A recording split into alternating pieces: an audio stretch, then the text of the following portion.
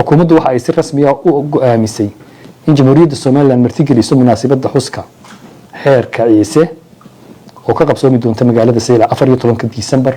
2025 waxaan halkan ka akhri doonaa war saxaafadeed ku saabsan go'aan ka soo baxay xukuumadda jamhuuriyadda Soomaaliland oo ku saabsan arrinta munaasabadda xeerka ciisaha ujeedadu waxa weeye martigelin munaasabadda xeerka ciisaha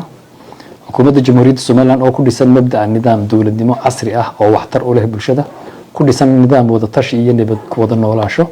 waxay si joogto ah mudnaanta u siinaysaa xalinta khilaafaadka iyo dhismaha kalsoonida bulshada iyada oo ilaalinaysa qiyamka dhaqanka iyo waayo-aragnimada soo jireenka ah ee ummadani leedahay mudnaanta ugu weyn ee xukuumaddu ay leedahay waa midaynta bulshada xoojinta wadajirka qaranka iyo kubcinta isku duubidda ummadda arrimahaas oo ka muuqda dhammaan hawlaha ay ka wado gobolada dalka dadaaladan joogtada ah waxa ay ka turjumayaan himilada qaranka ee ah in dadka Soomaaliland ay ku wada noolaadaan nabad ixtiraam cadaalad iyo midnimo ujeedo wadaag ah taas oo ah tiirka ugu muhiimsan ee qarannimadeena sidaas awgeed kadib la tashiyo qoto dheer oo lala yeeshay dhammaan dhinacyada ay khusayso arrintan qiimeyn amniga oo dhameystiran oo ku saleysan mas'uuliyadda dawladnimo xukuumaddu waxa ay si rasmi ah u go'aamisay in jamhuuriyadda Soomaaliland martigeliso munaasabadda xuska xeerka ciise oo ka qabsoomi doonta magaalada Sayla 14 Disembar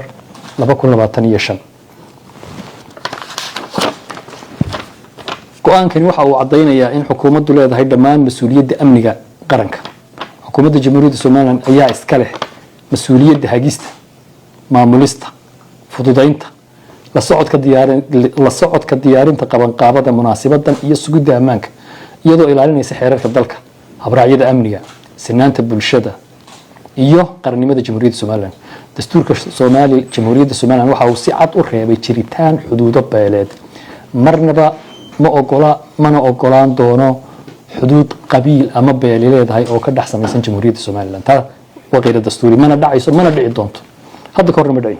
madaxweynaha jamhuuriyadda Soomaaliland waxa uu gogol nabadeed oo ballaaran u fidinaya bulshada walaalaha ah ee ku wada dhaqan dhammaan gobolada Awdal iyo Salal gaar ahaan bulshada walaalaha ah ee wada degan degmada Sayla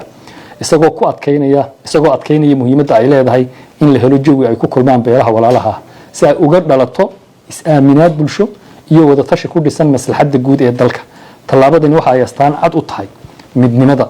iyo wadajirka shacabka Soomaaliland taasoo ku saleysan geedi socodka guud ee raadinta xasilooni bulsho isu tanaasul mujtamac iyo dawladnimo mas'uuliyad leh